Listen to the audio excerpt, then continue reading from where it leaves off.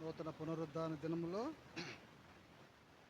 మనము ఆరాధనలో ప్రవేశించే ముందుగా పరిశుద్ధ గ్రంథములో నుండి దేవుని వాక్యాన్ని చూసుకొని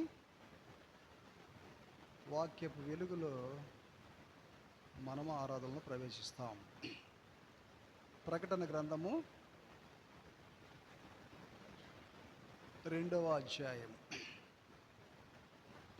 ప్రకటన గ్రంథము 2వ అధ్యాయము 12వ వచనం చదవండి ఎవరైనా ఒకరు. పెర్గములో ఉన్న సంఘపు దూతకు ఈలాగు వ్రాయము, వాడి అయిన రెండంచులు గల ఖడ్గము గలవాడు చెప్పు సంగతులు ఏవనగా.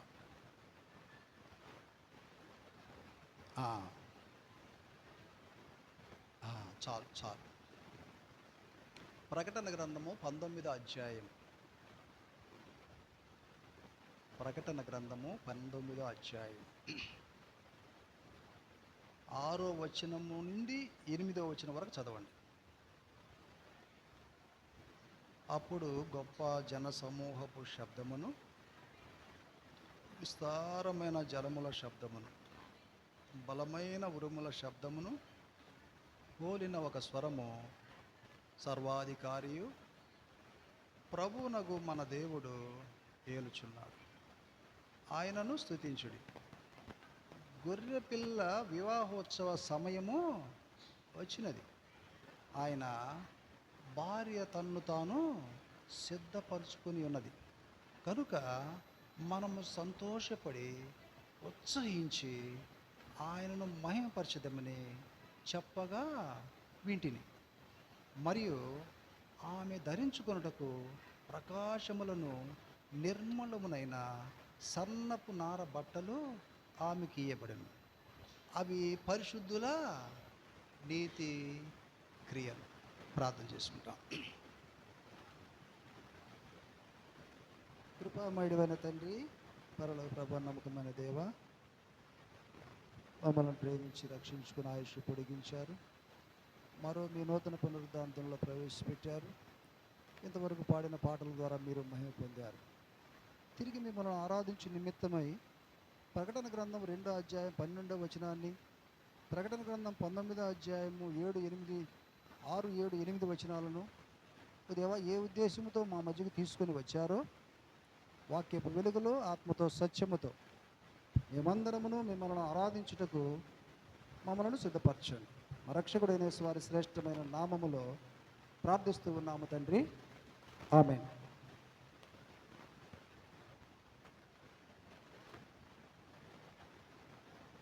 మీకు గుర్తుందో లేదో,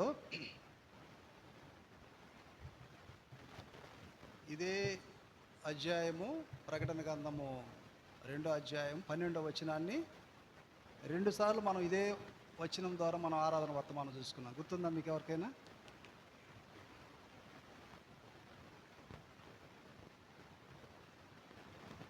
దేవుని వాక్యము అది సజీవమైన బలమైన వాడిగల రెండంచుల గల ఖడ్గం.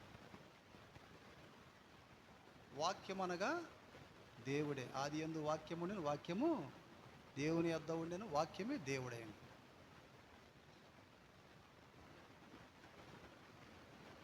వాడిగల రెండంచుల గల ఖడ్గం అనగా ఆయన మాటను చూపిస్తుంది. వాక్యం దేవుని మాటను చూపిస్తుంది. మాట ద్వారా ఏం జరిగింది? తన మహత్తు గల మాట ద్వారా సమస్త సృష్టిని ఆయన ఏం చేశాడు? నిర్మించాడు. ఆకాశం కలుగునుగాక, సూర్యచంద్ర నక్షత్రాలు కలుగునుగాక, భూమి కలుగునుగాక, సముద్రం కలుగునుగాక, సముద్రంలో సమస్త జీవరాశులు కలుగునుగాక అనగానే కలిగింది. అవునా కాదా? సృష్టి అలా నిర్మించబడింది. సృష్టికర్త అలా నిర్మించాడు. అయితే నరుడు కలుగునుగాక అనగానే కలిగాడా? కలగల. ఎందుకంటే జిగట మన్నుని తీసి తన రూపంలో నరుని నిర్మించి నరుని యొక్క నాసిక రంధ్రాలలో ఆయన జీవవాయువుని ఊదగా నరుడు జీవాత్మయుడు. కనుక నరుని పాపం పరిహారం కావాలంటే ఎడ్ల రక్తం, మేకల రక్తం, పశువుల రక్తం ద్వారా మన పాపము పరిహారము కాదు. ఎందుకంటే అవి కలుగునుగాక అనగానే కలిగినాయి, నరుడు కలుగునుగాక అనగానే కలగల. కనుక వాటి రక్తం మన పాపాన్ని తీసేయడానికి వాటికి శక్తి లేదు. అందుకని దేవాతి దేవుడే ఆయన సజీవమైన బలమైన వాడిగల రెండు గల ఖడ్గము గల వాడిగా ఆ వాక్యం ఏం చేసిందంటే, అది రెండు గల ఖడ్గము గనక తన వాక్యం ద్వారా సమస్త సృష్టిని నిర్మించాడు. తన వాక్కుని పంపి మనల్ని బాగు చేశాడు. వాక్ అంటే తన ప్రియకుమారుని పంపించి మనల్ని బాగు చేశాడు. మనకేం బాగలేదంటే, మన పాపాన్ని బట్టి అరికాలు మొదలుకొని నడినెత్తి వరకు పాపపు గాయాలు, పాపపు దెబ్బలు, పచ్చి పుండ్లు, అవి కట్టబడలేదు, పిండబడలేదు, తైలంతో మెత్తన చేయబడ్డాడు. ఎలా బాగు చేశాడు? డాక్టర్ దగ్గరికి వెళ్తే కట్లు కట్టి గాయాన్ని ఇంకా గాయ కోసి కట్లు కట్టి దానికి మందేసి చేస్తాడు. కానీ అలాంటి ట్రీట్మెంట్ కాదు ఈ పాప రోగానికి. ఇది ఎటువంటి రోగం అంటే, ఒక బ్లడ్ పర్సంటేజ్ తగ్గితే టెస్ట్ చేస్తే ఆగపడుద్ది, ఎముకలు ఎక్కడ ఇరిగిన స్కానింగ్ చేస్తే ఎక్స్రే తీస్తే ఆగపడుతుంది. ప్రతిదానికి హార్ట్కి కానీ బ్రెయిన్కి కానీ ప్రతిదానికి స్కానింగ్లు తీస్తే ఆ ఏం జబ్బు అనేది ఖచ్చితంగా రిజల్ట్ వచ్చింది, అవునా లేదా? కానీ ఈ పాపం అనే రోగానికి ఏ స్కానింగు, బ్లడ్ రిపోర్ట్లు, ఎటువంటి టెస్టుల్లో కూడా ఆగపడదు. కనుక దీనికి ఎటువంటి ట్రీట్మెంట్ కావాలంటే, మన పాపాన్ని బట్టి పాపపు గాయాలు, పాపపు దెబ్బలు, పచ్చి పుళ్ళు, పిండబడలేదు, కట్టబడలేదు, తైలంతో మెత్తన చేయబడలేదు. ఎలాంటి ట్రీట్మెంట్ చేశాడంటే, మన అతిక్రమ క్రియలను బట్టి ఆయన గాయపరచబడ్డాడు, మన సమాధానమైన శిక్ష ఆయన మీద వేసుకున్నాడు. ఆయన పొందిన దెబ్బల ద్వారా మనల్ని బాగు చేశాడు, విమోచించాడు, రక్షించాడు. ఇది మనం చూసుకున్న మొట్టమొదటగా ప్రకటన గ్రంథం 2:12 రెండోసారి వచ్చినప్పుడు ఇదే వాక్యాన్ని చూసుకున్నాము. మన స్థితి ఏంటంటే నిర్జీవమైన స్థితి, ఎండిపోయిన స్థితి. ఆ ఎస్కేల్ లోయలోకి తీసుకెళ్ళి దించాడు కదా, దించితే మొత్తం అగపడ్డాయి, ఎండిపోయిన స్థితి, వాటిలో జీవము లేదు. నిర్జీవమైన స్థితిలో మనముంటూ జీవము లేని వాటిని, వాటి కళ్ళుండే కానీ చూడలేవు, చెవులుండే కానీ వినలేవు, చెవిటి వాడి చెవులో శంఖం ఊదినట్టే నోరుంది కానీ మాట్లాడలేవు, చేతులున్నాయి కానీ మనం చెప్పింది ఏవి చేయలేవు, కాళ్ళు ఉన్నాయి కానీ అక్కడి నుంచి కదలలేవు. నిర్జీవమైన స్థితిలో ఉంటున్న మనకి జీవం కావాలంటే, జీవము లేని వాటిని సేవిస్తే మనకు జీవం రాదు, జీవం కలిగిన వానిని సేవించాలి. కనుక నిర్జీవమైన మనకు ఆయన జీవాన్ని ఇచ్చాడు. ఎలా ఇచ్చాడంటే, తన విశేష కనికరము చొప్పున ఆయన మనలను మనకు జీవాన్ని ఇచ్చాడు, జన్మింపజేశాడు. ఒక జన్మ పాపపు జన్మ, తల్లి గర్భం నుంచి వచ్చే జన్మ. రెండో జన్మ పరిశుద్ధమైన జన్మ. ఒకడు నీటి మూలంగా కానీ ఆత్మ మూలంగా కానీ జన్మించే జన్మది. ఈ రెండు వర్తమానాలు మనం చూసుకున్నాం. ఇదే వాక్యాన్ని ఇప్పుడు మనం చూసుకుంటున్నాము. ఇది ఆ కాలపు సంఘాలలో పెర్గమా సంఘం. పెర్గమా సంఘం, సంఘం అనగా మనమే, ఇక్కడ కూర్చున్న మనమే. సంఘానికి తను తాను బయలుపరుచుకున్నాడు దేవుడు. ఆయన ఏమై ఉన్నాడో, సంఘం ఏమై ఉన్నదో, సంఘం స్థితి ఏంటో, సంఘానికి ఆయన ఏం చేశాడో తను తాను బయలుపరుచుకుంటాడు. ఇప్పుడు మనం ఏమై ఉన్నామో, ఆయన ఏమై ఉన్నాడో, మనకేం చేశాడో ఆయన తను తాను బయలుపరుచుకుంటూ ఉన్నాడు. పెర్గమ అనగా రెండు అర్థాలు ఉన్నాయి. ఒకటి ఎత్తైన స్థలము, రెండోది తెలుసా ఎవరికైనా? వివాహము. ఒకటి ఎత్తైన స్థలము, రెండోది వివాహము. పెర్గమ అనగా రెండు అర్థాలు ఉన్నాయి. ఒకటి ఎత్తైన స్థలము, రెండోది వివాహం. కొంతమంది అనుకో ఉంటారు, అన్న ఏంది ఆరాధనకి పెళ్లి పాట పాడిచ్చాడు అని. ఇప్పుడు మనం పెళ్లి కూతురమే, సంఘం అనే వధువనే కనే పెళ్లి కుమార్తెనే పడే మనము, బ్రదర్స్ అయినా సిస్టర్స్ అయినా ఎవరైనా సరే, వివాహోత్సవ సమయం వచ్చింది ఇప్పుడు. కనుక మనం ఇక్కడ బాగా గమనిస్తే చూడండి, యెషయా గ్రంథం 62:5. యెషయా గ్రంథం 62:5. త్వరగా.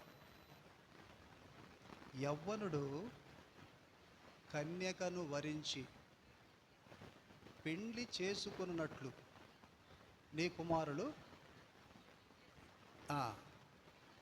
పెండ్లి కుమారుడు పెండ్లి కూతుర్ను చూచి సంతోషించినట్లు నీ దేవుడు నిన్ను గూర్చి సంతోషిస్తాడు. ఇక్కడ ఏం చేస్తున్నాడు? పెళ్లి కుమారుడు పెళ్లి కుమార్తెను చూసి సంతోషించినట్లు. ఎవరు పెళ్లి కుమార్తె? సంఘమనే వధువనే కన్యకనే పెళ్లి కుమార్తె అనబడిన మనల్ని చూసి ఇప్పుడు ఆయన ఏం చేస్తున్నాడు? ఇదే పెర్గమ సంఘంతో మాట్లాడుతుంది. సంఘం అంటే మనమే, మనతో మాట్లాడుతున్నాడు. ఇప్పుడు పెళ్లి కుమారుడు పెళ్లి కుమార్తె చూసి సంతోషిస్తున్నాడు, మనల్ని చూసి సంతోషిస్తున్నాడు. ఇక్కడ ఏం చూశాడు పెళ్లి కుమార్తె అంటే? సంఘమనే వధువనే కన్యకనే మనలో ఏం చూశాడు? మన ఆత్మీయ సౌందర్యం చూశాడు. మన ఆత్మీయ సౌందర్యాన్ని చూసి సంతోషిస్తున్నాడు. ఈ ఆత్మీయ సౌందర్యము సంఘమనే వధువనే కన్యకనే పెళ్లి కుమార్తె అనే మనకు ఎలా వచ్చింది చూడండి. లూకాసు వార్త 19వ అధ్యాయం 10వ వచనం. లూకాసు వార్త 19వ అధ్యాయం 10వ వచనం. త్వరగా, మనకు సమయం లేదు. నశించిన దానిని వెదకి రక్షించుటకు మనుష్య కుమారుడు వచ్చానని. అది మన పాపం ద్వారా మన స్థితి ఏంటంటే నశించిన స్థితి. నశించిన పాపం వలన వచ్చు జీతము మరణమే. నశించిన స్థితి ఒకప్పుడు మన స్థితి. అట్టి నశించిపోయే స్థితిలో ఉన్న మనలను వెదకి రక్షించుటకు, మనకు ఆత్మీయ సౌందర్యం ఇచ్చుటకు మనుష్య కుమారుడుగా ఈ లోకానికి వచ్చాడు. చూడండి, 1 పేతురు రాసిన పత్రిక 1వ అధ్యాయం 18, 19 వచనాలు. 1 పేతురు రాసిన పత్రిక 1వ అధ్యాయం 18వ వచనం, 19వ వచనం. పితృ పారంపర్యమైన మీ వ్యర్థ ప్రవర్తనను విడిచిపెట్టినట్లుగా వెండి బంగారములు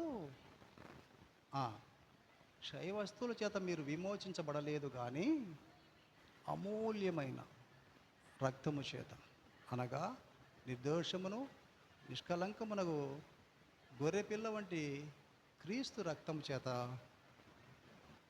విమోచింపబడితేమని మనం ఎరుగుదాం కదా. కనుక నశించిన స్థితిలో ఉన్న మనకు మనుష్య కుమారుడుగా లోకానికి వచ్చి మన కోసం ఆ కలువరి శిలువలో అమూల్యమైన రక్తాన్ని చిందించాడు.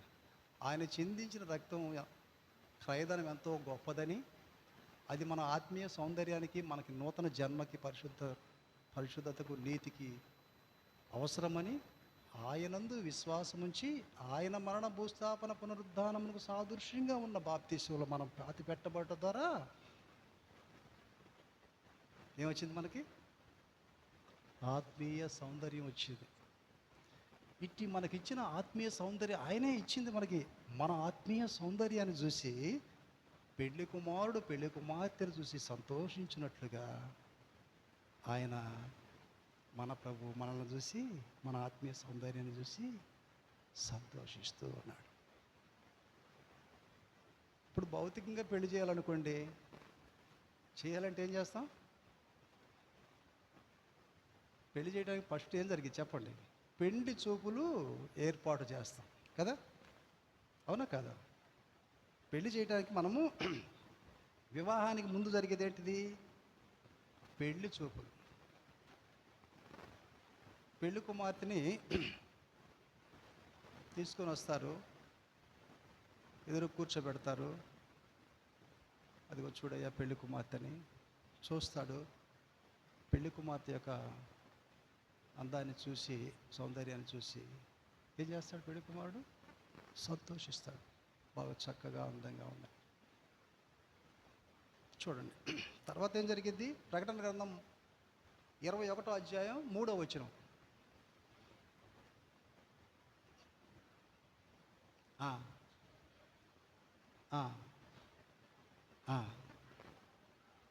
అది చూడండి, దేవుని నివాసం మనుషులతో కూడా ఉండాలని ఆయన కోరుకున్నాడు. మనల్ని చూసి, మన సౌందర్యాన్ని చూసి, మన ఆత్మీయ సౌందర్యాన్ని, ఆయన మనతో ఉండాలని, ఆయన మనల్ని చేసుకోవాలని, మనతో ఉండాలని కోరుకున్నాడు.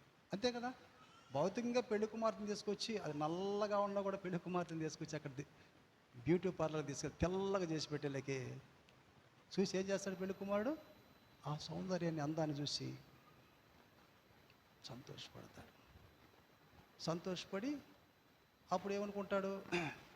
నా జీవితాంతం నేను ఈమెతోటే ఏమైనా చేసుకొని ఈమెతో ఉండాలి అని కోరుకుంటాడు. అవునా కాదా?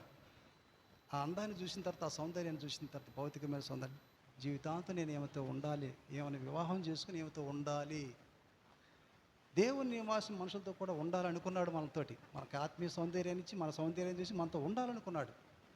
అయితే మనల్ని ఎప్పుడు చూసాడు తెలుసా? చూడండి, 139వ కీర్తన 16వ వచనం. 139వ కీర్తన 16వ వచనం, త్వరగా.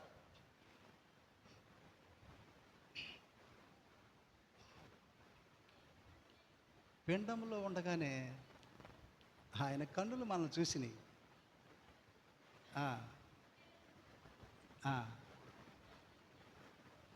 ఆయనకి తెలుసు మనం ఎన్ని దినాలు, ఎన్ని సంవత్సరాలు, ఎన్ని నెలలు, ఎన్ని రోజులు, ఎన్ని గంటలు, ఎన్ని సెకండ్లు మనం ఉంటామో ఇక్కడ మనకు తెలియదు. ఎవరైనా చెప్పగలరా? ఆయనకి తెలుసు. మనం పిండంలో ఉండగానే ఆయనకి మనల్ని చూశాడు. ఆయన కన్నులు ఈ భూమి మీదకి వచ్చిన తర్వాత మన ఎన్ని సంవత్సరాలు, ఎన్ని నెలలు, ఎన్ని రోజులు, ఎన్ని గంటలు, ఎన్ని సెకండ్లు మనం ఉంటామో, ఎప్పుడు మన కథ ముగించిద్దో మనకు తెలియదు, ఆయనకి తెలుసు. అటివాడు పిండంలో ఉండగానే చూశాడు. మన స్థితిగతులన్నీ తెలుసు. అయినప్పటికీ నశించిన స్థితిలో ఉన్నప్పటికీ ఆయన మనలను, మన కొరకు గొప్ప క్రయాన్ని చెల్లించి, మనల్ని విమోచించి, రక్షించి, ఆత్మీయ సౌందర్యాన్ని ఇచ్చి, సంగమనే వధువనే కన్యకనే పెళ్లి కుమార్తెనే మన ఆత్మీయ సౌందర్యాన్ని చూసి, ఆ పెళ్లి కుమారుడు పెళ్లి కుమార్తె చూసి సంతోషించినట్లుగా మన దేవుడు మనల్ని చూసి సంతోషిస్తా, మనతో ఉండాలనుకుంటున్నాడు. అంతే కదా? పెళ్లి చూపుల్లో భౌతికంగా కూడా జరిగేది ఇదే కదా మొట్టమొదటిగా. సరే, రెండో మాటకి వెళ్తాం. దావీదు రాసిన కీర్తనలు 45వ అధ్యాయం 11వ వచనం. దావీదు రాసిన కీర్తనలు 45వ అధ్యాయం 11వ వచనం.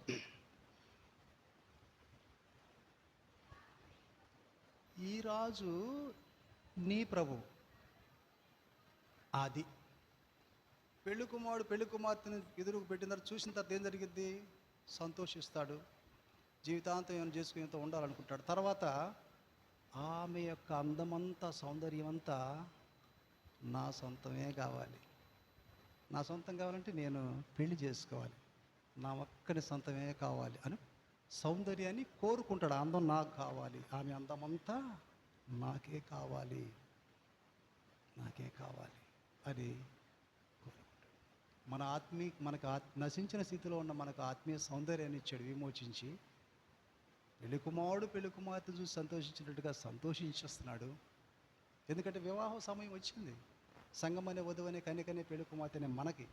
ఇదే మాట్లాడుతుంది పెర్గమనే సంఘంతో. సంఘం అంటే మనమే, మనతో మాట్లాడుతున్నాడు. ఇప్పుడు ఆయన మనకు చేసిన కార్యాలు ఇవి. మనతో ఉండాలనుకుంటున్నాడు జీవితాంతం. మనం పిండంలో ఉండగానే చూశాడు. మన సౌందర్యాన్ని కోరుకుంటున్నాడు, మన ఆత్మీయ సౌందర్యాన్ని. భౌతిక సౌందర్యం కదా, భౌతికమైన సౌందర్యం భౌతికంగా ఎలా కోరుకుంటారో అలాగ మన ఆత్మీయ సౌందర్యాన్ని ఆయన కోరుకుంటున్నాడు. ఈరోజు మన ప్రభువు మన ఆత్మీయ సౌందర్యాన్ని కోరుకుని ఆయనే మనకిచ్చింది. సరే, మూడో మాటకి వెళ్తాం. హోషేయ గ్రంథము 2వ అధ్యాయము 19-20 వచనాలు, త్వరగా. హోషేయ గ్రంథము 2వ అధ్యాయము 19వ వచనము 20వ వచనం.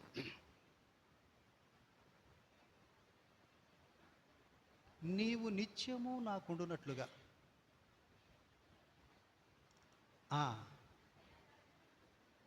చూపుట వలన నిన్ను ప్రదానం చేసుకుంటుంది. చాలు. ఇక్కడ పెళ్లి చూపులు ఏర్పాటు చేసిన తర్వాత, భౌతికమైన పెళ్లి చూపులు ఏర్పాటు చేస్తే పెళ్లి కుమారుడు చూస్తాడు, సంతోషిస్తాడు, జీవితాంతం ఉండాలనుకుంటాడు, సౌందర్యాన్ని కోరుకుంటాడు. కోరుకున్న తర్వాత ఇంకేం చేస్తాడు? మమ్మీ, డాడీ నాకు నచ్చింది, ఇక ప్రధాన కార్యక్రమాలు చేసేయండి, ప్రధాన పంపించండి. అంతే కదా? అంతేనా భౌతికంగా జరిగేది? ఆయన మనల్ని చూశాడు, మన ఆత్మీయ సౌందర్యాన్ని. ఆత్మీయ సౌందర్యం ఇచ్చింది ఆయనే. నశించిన స్థితిలో ఉన్న మనకు, సంఘం అనే వధువు అనే కన్యకనే పెళ్లి కుమార్తెనే మనకి. మన సౌందర్యాన్ని కోరుకుంటున్నాడు సంతోషించి. ఆయన మనలను ప్రదానం చేసుకున్నాడు. మనల్ని ప్రదానం చేసుకున్నాడు. చూడండి 4వ మాట, ప్రకటన గ్రంథం 19వ అధ్యాయము 8వ వచనం. ఆ, ఆ, ఆ, ఆ, అది ఇక్కడ మనం బాగా గమనిస్తే ఆయన మనకేమిచ్చాడు? ప్రదానం చేసుకొని ప్రధాన వస్త్రంలో ఇచ్చాడు. 6, 7 వచ్చిన చదవమ్మా. ప్రకటన గ్రంథము 19వ అధ్యాయం 6వ వచనం 7వ వచనం.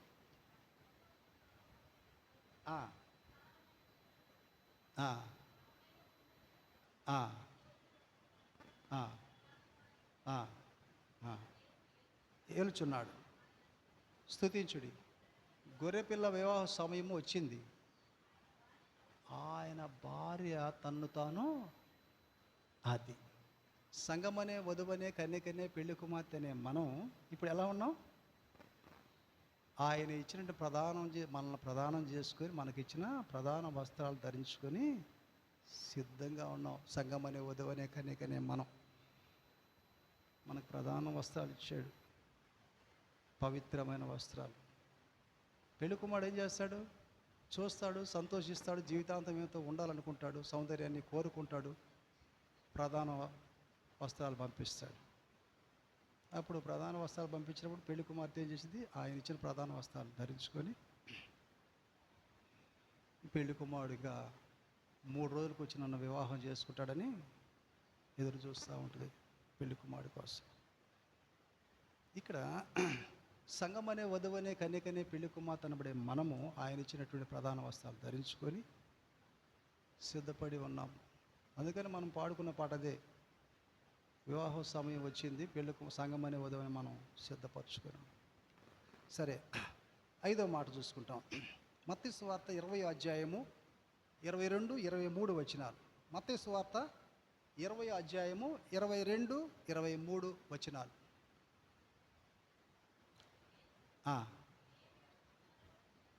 తెలియదు. నేను త్రాగబో గిన్నెలోనిది మీరు తాగగలరా?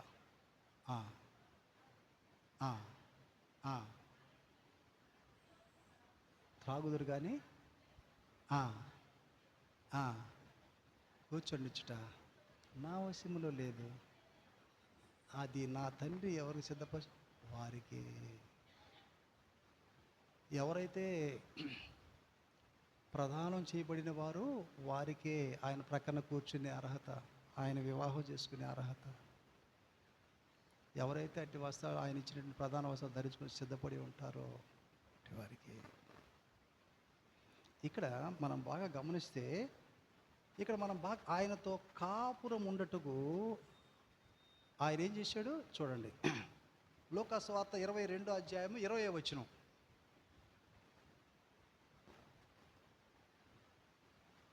లూకా సువార్త 22వ అధ్యాయం 20వ వచనం.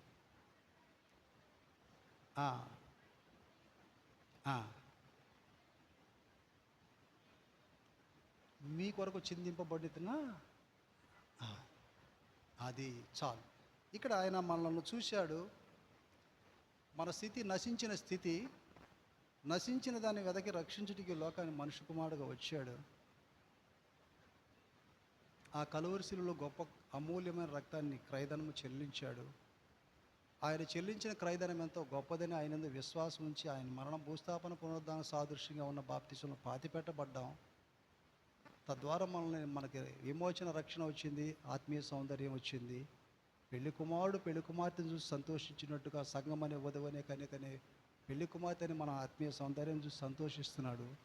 జీవితాంతం మనతో ఉండాలనుకుంటున్నాడు. మన సౌందర్యాన్ని కోరుకున్నాడు. మనల్ని ప్రదానం చేసుకున్నాడు. మనకు ప్రధాన వస్త్రాలు ఇచ్చాడు. అంత మాత్రమే కాకుండా ఇంకొకటి ఇచ్చాడు. ప్రదానం చేసుకొని వెళ్ళాడు. వెళుతూ నేను వచ్చేంతవరకు ఆ గిన్నెలోనిది తాగి, ఆ పాత్రలోనిది తిని, ఆ గిన్నెలోని తాగమని ఆ పాత్ర ఆ గిన్నె కూడా ఇచ్చేళ్ళాడు. మనల్ని ప్రదానం చేసుకుని ఏం చేసాడు తెలిసి ఇక్కడ మనం చదువుకున్నది అదే మత్తయి సువార్తలో మనం చూసుకున్నది కూడా 20 అధ్యాయం 22 23 వచనాలు, లూకా సువార్త 22 అధ్యాయం 20 వచనాలు చదవద్దు, మనకు సమయం లేదు. మనల్ని ప్రదానం చేసుకుని ప్రధాన వస్త్రాలు ఇచ్చి ఇంకొకటి ఇచ్చేళ్ళాడు ఆయన. ఏమిచ్చేళ్ళాడు? నేను మళ్ళీ వచ్చి మిమ్మల్ని వివాహం చేసుకుంటాను, అప్పటి వరకు ఆ పాత్రలోది తిని ఆ గిన్నెలోది త్రాగమని ఆ గిన్నె ఆ పాత్ర మనకి ఇచ్చేళ్ళాడు. ఏం జరిగింది ఇప్పుడు దాకా చెప్పండి? ఏం జరిగింది?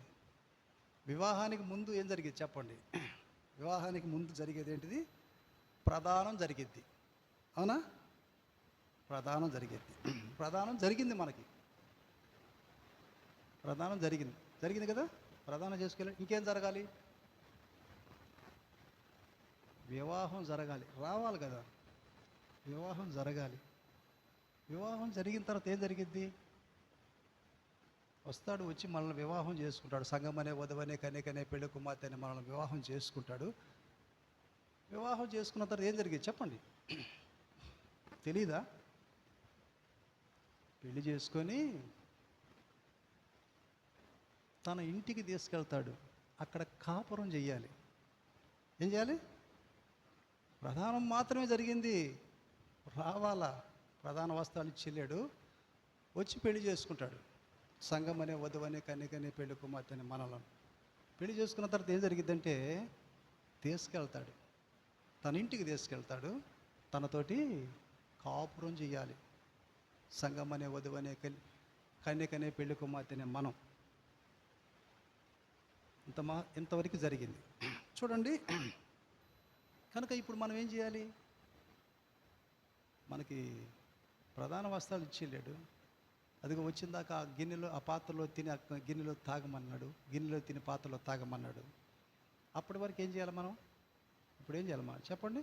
చూడండి, యెషయా గ్రంథం 61 అధ్యాయం 10వ వచనం. త్వరగా, సమయం అయ్యింది, ఇంకా 5 నిమిషాలు ముగించేస్తాను.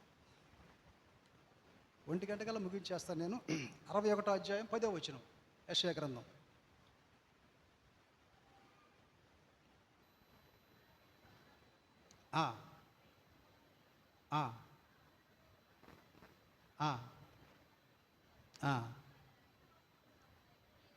చాలు. సంఘం అనే వధువనే కన్యకనే పెళ్లి కుమార్తె అనే మనం ఇప్పుడు ఏం చేయాలంటే, అయ్యా నశించిన నన్ను వెదకి రక్షించుకున్నావు, ఆత్మీయ సౌందర్యం ఇచ్చావు, నా ఆత్మీయ సౌందర్యం చూసి నువ్వు సంతోషించావు, పెళ్లి కుమారుడు పెళ్లి కుమార్తె చూసి సంతోషించినట్లుగా జీవితాంతం నాతో ఉండాలనుకున్నావు,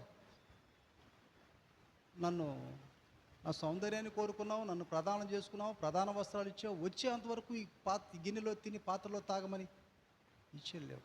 కనుక నన్ను విమోచించి రక్షించి నాకు రక్షణ వస్త్రాలు ఇచ్చేళ్ళినందుకు నేను ఆరాధిస్తున్నా. ఇది మొట్టమొదటి మాట. సరే, రెండో మాట, యెషయా గ్రంథం 61 అధ్యాయం 10వ వచనం. యెషయా గ్రంథం 61 అధ్యాయం 10వ వచనం.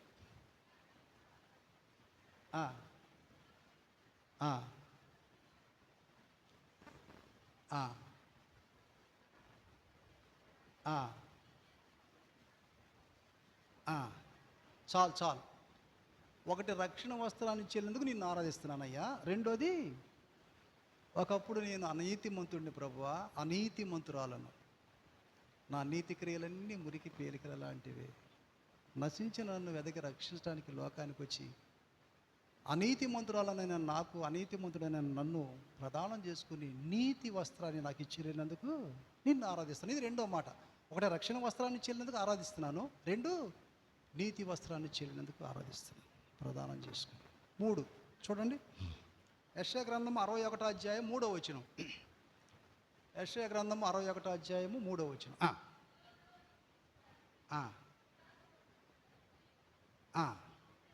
చాలు. ఇక్కడ 3వది ఏమిచ్చాడు?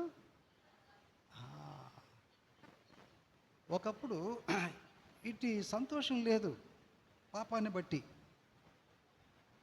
నా పాపాన్ని బట్టి సంతోషం లేదయ్యా, దుఃఖంలో ఉన్నాను నేను. అటువంటి స్థితిలో ఉన్న నాకు ఉల్లాస వస్త్రం, నన్ను ప్రదానం చేసుకొని నాకు ఉల్లాస వస్త్రం ఇచ్చేందుకు నేను ఆరాధిస్తూ ఉన్నాను. సరే, నాలుగోది యెషయా గ్రంథం 61 అధ్యాయం 3వ వచనం. ఆ, ఆ, అది ఒకప్పుడు పాపం అనే భారంతో ఉన్న నాకు నన్ను ప్రదానం చేసుకొని స్తుతి, ఎప్పుడు నిన్ను స్తుతించే స్తుతి వస్త్రాన్ని ఇచ్చెళ్ళినందుకు నేను ఆరాధిస్తున్నాను. స్తుతి వస్త్రాన్ని ఇచ్చెళ్ళినందుకు ఆరాధిస్తున్నాను. సరే, లూకా సువార్త 15వ అధ్యాయం 22వ వచనం. లూకా సువార్త 15వ అధ్యాయము 22వ వచనం. ప్రశస్త వస్త్రం త్వరగా తెచ్చి వీనికి కట్టి, వీని చేతికి ఉంగరం పెట్టి, పాదాలకు చెప్పులు తొడిగి,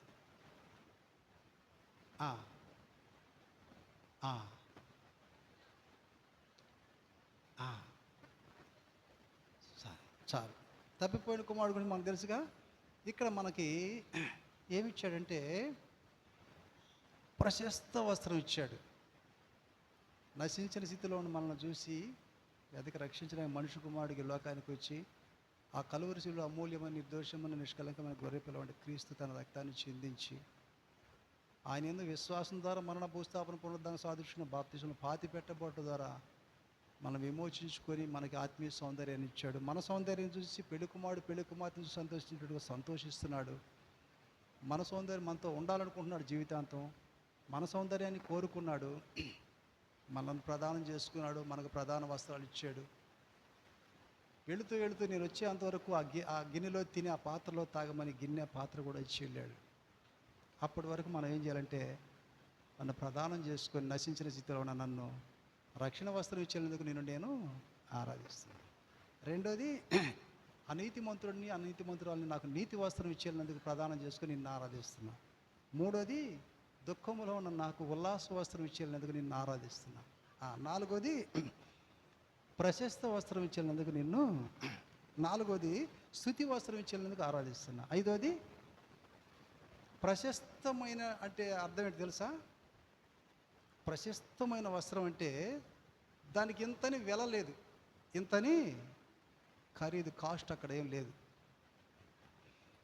ఈ లోకంలో ధరించే మనం షాపింగ్కి వెళ్తే ప్రతిదానికి అక్కడ రేటు రాస్తారు కదా, ఇవి ఇంత అని కదా. ప్రశస్తమైన వస్త్రం, మన ప్రధానమంత్రి గారు వేసుకునే డ్రెస్సు అది లక్షల్లో ఉంటుందంట, లక్షల కోట్లలో ఉంటుందంట. ఒక్క పూట వేసుకొని విడిచిపెట్టే డ్రెస్. కానీ మనకిచ్చేటువంటి వస్త్రం ఎటువంటి తెలుసా? ఆకాశం కింద భూమి మీద ఏ రాజులు, చక్రవర్తులు, మహాచక్రవర్తులు కూడా ధరించినటువంటి ప్రశస్తమైన వస్త్రాన్ని మనకి ఇచ్చేదాడు. సంగమనే, వధువనే, కన్యకనే, పెళ్లి కుమార్తెని మనకి. కనుక సంగమనే, వధువనే, కన్యకనే, పెళ్లి కుమార్తె అనబడే మనము ప్రదానం చేసుకుని వెళ్ళాడు కనుక మనం ఏం చేయాలి ఇప్పుడు? అయ్యా, నన్ను నశించిన స్థితిలో ఉన్న నన్ను విమోచించుకొని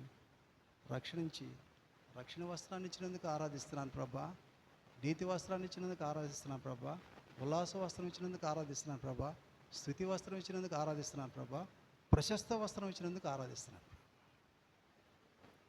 సరే, ఆయన మనల్ని చూసి సంతోషించి మన సౌందర్యాన్ని కోరుకొని ప్రదానం చేసుకొని ప్రధాన వస్త్రాలు ఇచ్చి వచ్చేవంతులకు ఆ గిన్నెలో తిని ఆ పాత్రలో తాగమని ఇచ్చి వెళ్ళాడు. ఇవన్నీ జరగటానికి కారణం ఎవరు చెప్పండి? ఇప్పుడు మనం పిల్లలకు యవ్వన ప్రాయం వచ్చింది, పెళ్లి చేసే వయసు వచ్చింది. పెళ్లి చేసే వయసు వచ్చినప్పుడు పెళ్లి చూపులు ఏర్పాటు చేయాలంటే మధ్యవర్తులు ఉండాలి కదా, అవునా కాదా? ఉండాలా వద్దా? ఖచ్చితంగా మ్యారేజ్ లింక్స్ కావాలి, మధ్యవర్తి ఖచ్చితంగా కావాలి. మనం బయోడేటా పెట్టి క్వాలిఫికేషను, ఉద్యోగం ఇవన్నీ కూడా పెట్టేస్తాం కదా, రంగు, హైటు, అన్ని వెయిట్ కదా, అన్నీ పెట్టి మధ్యవర్తులకు పంపిస్తాం, అవునా కాదా? భౌతికంగా వివాహం చేయాలంటే వాళ్ళప్పుడు తగ్గట్టు సాఫ్ట్వేర్ అయితే సాఫ్ట్వేరు, డాక్టర్ అయితే డాక్టరు, యాక్టర్ అయితే యాక్టరు చూస్తారు అన్నీ కదా. అదే క్వాలిఫికేషన్, అదే ఉద్యోగంలో ఉన్న వాళ్ళని చూసి ఏర్పాటు చేస్తారు. అయితే ఆత్మీయ సౌందర్యం కలిగినటువంటి ఆత్మీయ కనిక అనబడినటువంటి మనకి మధ్యవర్తులు ఎవరు చెప్పండి ఇప్పుడు? చూడండి, ఎస్తేరు గ్రంథం 2వ అధ్యాయం 15వ వచనం. ఎస్తేరు గ్రంథం 2వ అధ్యాయం 15వ వచనం. త్వరగా, సమయం అయిపోతుంది. మొర్దెకై తన కుమార్తెగా స్వీకరించుకొనిన తన పినతండ్రి అయిన అబిగయల్ కుమార్తె అయిన ఎస్తేరు రాజు యొద్దకు పెళ్లి చూపులకు తీసుకెళ్ళటానికి వంతు వచ్చింది. వంతు వచ్చినప్పుడు స్త్రీలను కాయు రాజు యొక్క షండుడైన హేగేలు నిర్ణయించిన అలంకారం కాక ఆమె మరి ఏ అలంకారాన్ని కోరలేదు. ఇప్పుడు రాజు దగ్గరికి తీసుకెళ్ళాలంటే మధ్యవర్తి ఉన్నాడా లేదా? పెళ్లి చూపులు రాజు దగ్గరికి ముస్తాబు చేసుకొని తీసుకెళ్ళటానికి మధ్యవర్తి ఉన్నాడా లేదా? ఇప్పుడు మనం కూడా మన బిడ్డలకు పెళ్లి చేయాలంటే మధ్యవర్తులు కావాలా కదా. కనుక ఆమెను పెళ్లి రాజు దగ్గరికి తీసుకెళ్ళటానికి మధ్యవర్తి ఉన్నాడు, హేగే. ఆయన ఏ అలంకారం అయితే ధరించుకోమన్నాడో ఆ అలంకారం కాకుండా ఏ అలంకారాన్ని ఆమె ధరించుకోలే. ఎంతోమంది ఏమకంటే సౌందర్యవంతులు వచ్చినప్పటికీ ఈ ఆత్మీయ సౌందర్యాన్ని చూసి రాజు ఏం చేసుకున్నాడు? ఆమెను వివాహం. అలాగుననే మనకి మధ్యవర్తి ఆయన మనల్ని నశించిన మనల్ని వెతికి రక్షించడానికి ఈ లోకానికి వచ్చాడు. మన కోసం ఆ కలువరి శిలువలో అమూల్యమైన రక్తం చిందించాడు. ఆయన విశ్వాసం ఉంచి ఆయన మరణ భూస్థాపన పునరుద్ధాన సాదృశ్యంలో బాప్తిసంలో పాతి పరుటకు ఈ ఆత్మీయ సౌందర్యం రావడానికి ఈ రక్షణ వస్త్రం, ఉల్లాస వస్త్రం, నీతి వస్త్రం, ప్రశస్త వస్త్రం ఇవన్నీ మనకి రావడానికి కారణం ఎవరు? చూడండి, 2వ పేతురు రాసిన పత్రిక 1వ వచనం. 2వ పేతురు రాసిన పత్రిక 1వ వచనము 19, 20, 21 వచనాలు. త్వరగా మనం ఆరాధనలో ప్రవేశిస్తాం. ఇక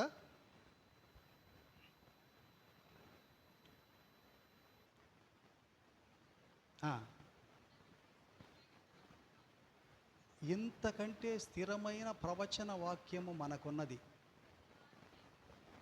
తెల్లవారి వేకువ చుక్క మీ హృదయములలో ఉదయించు వరకు ఆ వాక్యం చీకలి గెలి చోట్ల వెలిగించు దీపమై ఉన్నది. దాని యందు మీరు లక్ష్యం ఉంచిన ఎడల మీకు మేలు. ఒకడు తన ఊహను బట్టి చెప్పుట వలన లేఖనములో ఏ ప్రవచనం పుట్టదని మొదట గ్రహించుకో. ఎలయనగా ప్రవచనము ఎప్పుడును మనుషుని ఇచ్చిన బట్టి కలగలేదు, కానీ మనుషుడు పరిశుద్ధాత్మ వలన ప్రేరేపింపబడిన వాడే దేవుని మూలంగా. ఇది దేవుడు మనలను ఈ రాజు మన ప్రభు మనకు సౌందర్యం ఇచ్చి మన సౌందర్యాన్ని చూసి పెళ్లి కుమార్తె చూసి సంతోషించినట్టుగా సంతోషించి జీవితాంతం మనతో ఉండాలని కోరుకొని, మన సౌందర్యాన్ని కోరుకొని, మనల్ని ప్రదానం చేసుకొని, ప్రధాన వస్త్రాలు ఇచ్చి వచ్చేంతవరకు ఆ గిన్నెలో తినే పాత్రలో తాగమని ఎన్ని ఇచ్చి వెళ్ళటానికి మనకి ఆయనకి మధ్యవర్తులు ఎవరంటే దేవుని దాసులు, దేవుని సేవకులు. ఈరోజు మనల్ని ప్రదానం చేసుకుని వెళ్ళటానికి కారణము అంతే కదా. భౌతికంగా మనం మన బిడ్డలకు వివాహం చేయాలంటే మధ్యవర్తులకు చెప్పాలి కదా. అలాగుననే మనలను ఆయన ప్రదానం చేసుకుని వెళ్ళటానికి మధ్యవర్తులు ఎవరంటే దేవుని సేవకులు. ఈరోజు ఇక్కడ ప్రదానం చేయబడినటువంటి మనము ఆయన మనల్ని ప్రదానం చేసుకోవడానికి మూల కారణం మధ్యవర్తులు ఎవరంటే వాళ్ళు మన ఈదుల మధ్యకు వచ్చారు. ప్రయాసపడి పాపభారం మోస్తున్న సమస్త జనులారా నా యొద్దకు రండి, నేను మీకు విశ్రాంతిని కలుగజేస్తాను. పాపం వలన జీతం మరణము, అయితే దేవుని కృపావరం నిత్యజీవం. అని దేవుని వాక్యాన్ని పదే పదే పదే పదే ప్రకటిస్తుంటే అవి విని దేవుని సన్నిధికి వెళ్ళి బాప్తిస్మం తీసుకోవడానికి కొంతకాలం పట్టి ఎంతో కొంతకాలానికి బాప్తిస్మం తీసుకుంది. ఆత్మీయ సౌందర్యం ఎలా వచ్చిందంటే అలా వచ్చింది మనకి, అవునా కాదా? మనం బాప్తిస్మం తీసుకొని పరిశుద్ధులుగా నీతిమంతులుగా ఉండడానికి కారణం ఎవరు చెప్పండి? ఎవరు? దేవుని సేవకులే కదా. నేనైతే చెప్పగలను, ఎన్నోసార్లు వాళ్ళు వాక్యాన్ని ప్రకటించడం ద్వారా దేవుణ్ణి ఎరిగాం. కళ్ళుండి చూడలేవు, చెవులుండి వినలేవు, నోరుండి మాట్లాడలేవు, చేతులుండి చేయలేవు, కాళ్ళుండి కదలలేవు. ఒకప్పుడు వాటిని సేవించేవాళ్ళం, వాటిని పూజించేవాళ్ళం. ఈయన సజీవమైన బలమైన వాడిగల రెండంచుల ఖడ్గమ గలవాడని ఈయన ఎందుకు విశ్వాసం ఉంచి మరణ భూస్థాపన పునరుద్ధరణ సాదృశ్యం బాప్తిస్మం పాతి పెట్టబడటం ద్వారా నశించిన మనకు ఆత్మీయ సౌందర్యం వచ్చింది. మన ఆత్మీయ సౌందర్యాన్ని చూసి సంతోషించి పెళ్లి కుమార్తె చూసి సంతోషించినట్టుగా సంతోషించాడు, కోరుకున్నాడు. జీవితాంతం మనతో ఉండాలని మన సౌందర్యాన్ని కోరుకున్నాడు, మనల్ని ప్రదానం చేసుకున్నాడు, ప్రధాన వస్త్రాలు ఇచ్చాడు. వచ్చేంతవరకు ఇంకెవరిని సేవించకుండా ఇదిగో ఈ గిన్నె ఇస్తున్నాను, ఈ పాత్ర ఇస్తాను, దీంట్లో తాగి దీంట్లో తినమని గిన్నె పాత్ర ఇచ్చాడు. దీనికి కారణం ఎవరు? ఎస్తేరు రాజు యొద్దకు తీసుకెళ్ళడానికి మధ్యవర్తికి హేగే ఉన్నాడు కదా. సంఘం అనే వధువనే కన్యకనే పెళ్లి కుమార్తెనే మనకి మధ్యవర్తి ఎవరు? మధ్యవర్తులు ఎవరు? దేవుని దాసులు, దేవుని సేవలు. వారే ఈరోజు ఈ స్థితిలో మనం ప్రదానం చేయబడ్డామంటే వాళ్ళే. కనుక దీన్ని మనం తిరిగి ఇదే మాట్లాడుతున్నాడు. ప్రకటన గ్రంథం 2:12 మనం చదువుకున్న వాక్యం ఇదే. పెర్గమ అనే సంఘం, 3వ కాలపు సంఘం. పెర్గమ అనగా ఎత్తైన స్థలము ఒకటి, రెండోది వివాహము. సంఘం అంటే మనమే. తన స్వరక్తం ఇచ్చి సజీవమైనటువంటి రాళ్లగా సంఘంగా నిర్మించుకున్నాడు ఆయన. సంఘం అనే వధువనే కన్యకనే పెళ్లి కుమార్తె అని మనతో మాట్లాడుతున్నాడు. ఆనాడు పెర్గమ సంఘముతో ఏడు సంఘాలలో 3వ కాలపు సంఘం పెర్గమ సంఘముతో మాట్లాడినట్టుగా మనతో మాట్లాడుతున్నాడు. మనం పూర్వం మన స్థితి ఏంటో, నశించిన స్థితి వెతకి రక్షించడానికి మనసు కుమారుడుగా వచ్చాడు, ఆత్మీయ సౌందర్యం ఇచ్చాడు, ప్రదానం చేసుకున్నాడు, ప్రధాన వస్త్రాలు ఇచ్చాడు, గిన్నె పాత్ర ఇచ్చాడు, వెళ్ళాడు. కనుక మనం ఏం చేయాలంటే ఇప్పుడు సంఘం అనే వధువనే కన్యకనే పెళ్లి కుమార్తెనే మనం అయ్యా నశించిన స్థితిలో ఉన్న నన్ను రక్షించి రక్షణ వస్త్రం ఇచ్చేందుకు నిన్ను ఆరాధిస్తున్నానయ్యా. అనీతిమంతురాలని నాకు నీతి వస్త్రాన్ని ఇచ్చేందుకు ఆరాధిస్తున్నానయ్యా. అయ్యా నిత్యము నిన్ను స్తుతించుటకు స్తుతి వస్త్రం ఇచ్చేందుకు ఆరాధిస్తున్నానయ్యా. అయ్యా వెలకట్టలేని రాజులు చక్రవర్తులు ధరించినటువంటి వెలకట్టలేని వస్త్రం, ప్రశస్తమైన వస్త్రం తప్పిపోయిన కుమారుడికి ఇచ్చినట్టుగా నాకు ఇచ్చేలేవయ్యా, నిన్ను ఆరాధిస్తాను. కనుక మనం ఆరాధనలో ప్రవేశిస్తాం. మనం సమయం ఇప్పుడే 10-15 నిమిషాలు ఎగస్ట్రా అయిపోయింది. ఆరాధనలోకి వెళ్ళే ముందుకు ఒక్క చరణం అందరూ లేచి నిలబడి ఒక్క చరణం పాడుకొని ఆరాధనలో ప్రవేశిస్తాం. అందరూ లేచి నిలబడి 490